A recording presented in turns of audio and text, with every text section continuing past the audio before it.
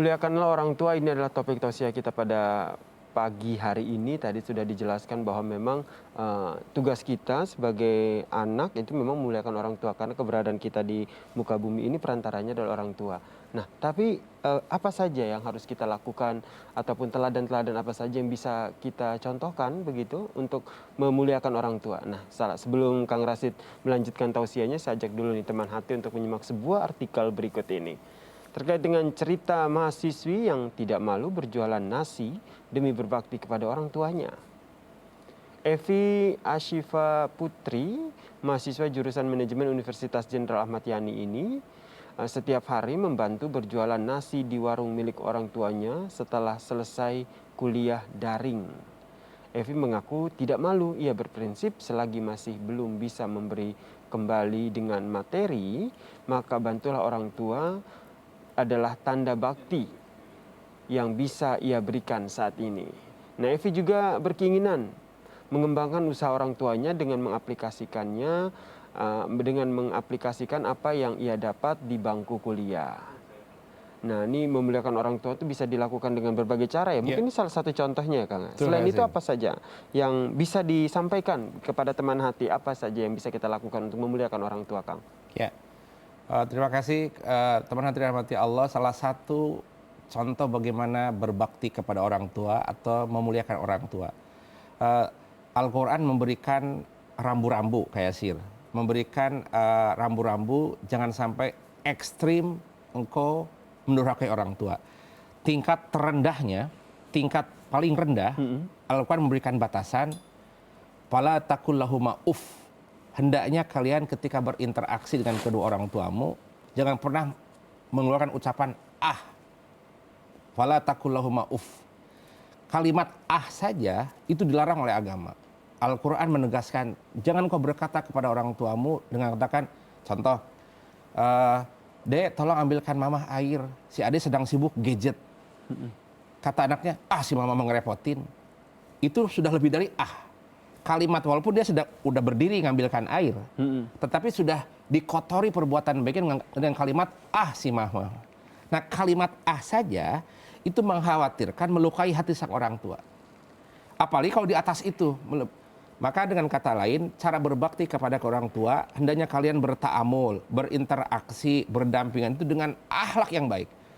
Body language-mu, bahasa tutur katamu, dengan kalau berhadapan dengan orang tua jangan harus dengan akhlak yang baik. Mohon maaf mama, mohon maaf papa. Selalu minta izin. Itu akhlak yang sangat baik kepada orang tua. Sebagai contoh kayak Sir, tadi mahasiswi sangat bagus sekali memberikan teladan kepada pembaca, kepada pemirsa juga.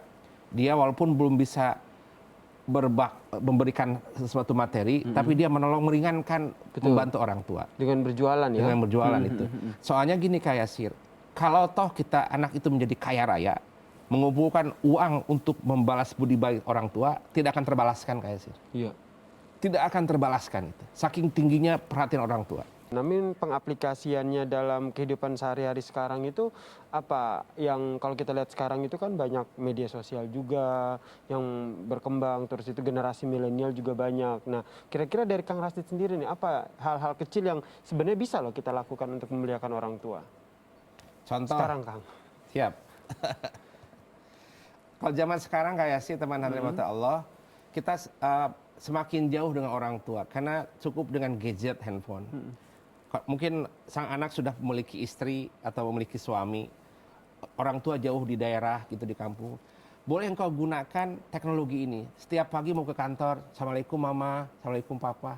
Itu idkhalus surur, memasukkan rasa gembira ke hati orang tua. Orang tua itu disapa saja sudah bahagia kayak sih. Betul.